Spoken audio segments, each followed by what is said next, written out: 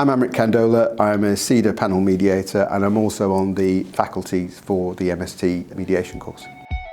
Since the adjudication came in, and the Act came in 1996, but it was actually didn't come into force until 1998. And since then, I think it's fair to say that adjudication has changed the landscape for the way that people resolve disputes in the construction sector. So it is the most popular way for parties to resolve problems. There is no doubt about it. If parties are looking for a third-party determination of the problem, and I think there have been thousands of adjudications, literally, since it came into force. So it's a very popular way of doing it, and I think it's achieved a lot of what the government set out to achieve, which is to try and take cases out of the court system and provide a mechanism for getting a third-party decision about the problem through a process which was quicker and more efficient and arguably more cost-effective than going to trial, particularly in cases like, for example, non-payment. So the kind of failure to pay subcontractors or subcontractors, whatever else, where they were just struggling because cash flow is key in the construction industry.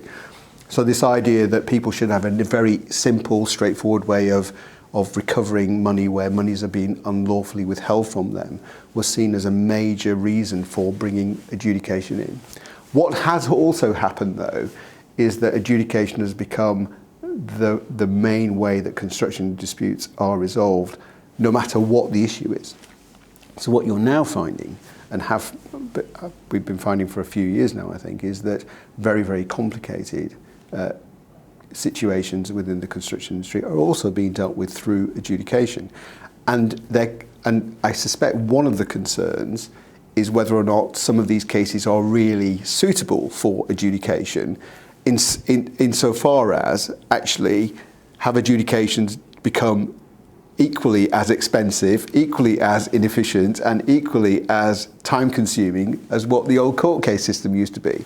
And certainly there are examples out there where a single adjudication goes on for months and months and months because the issues are so complex, the values are so high, and actually it's become not necessarily an alternative to the court system, it's just become another way of doing it, but the costs and etc. are not that different.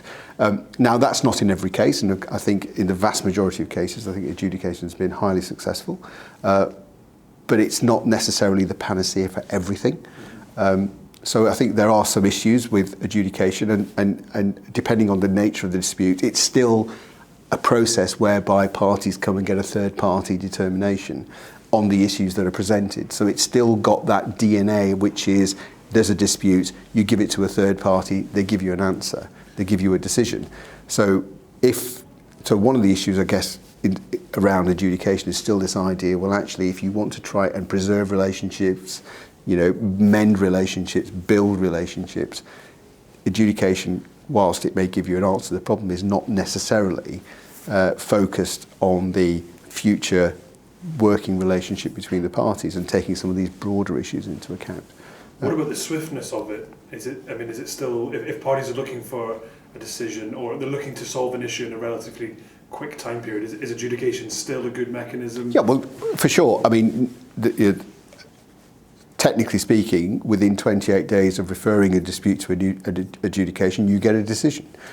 Now, it's quite common for the 28 days to be extended by 14 days, for example, but often, as I said before, some of these more complex cases, the 28 days very quickly could quite quickly turn into 3 months, 6 months, even longer.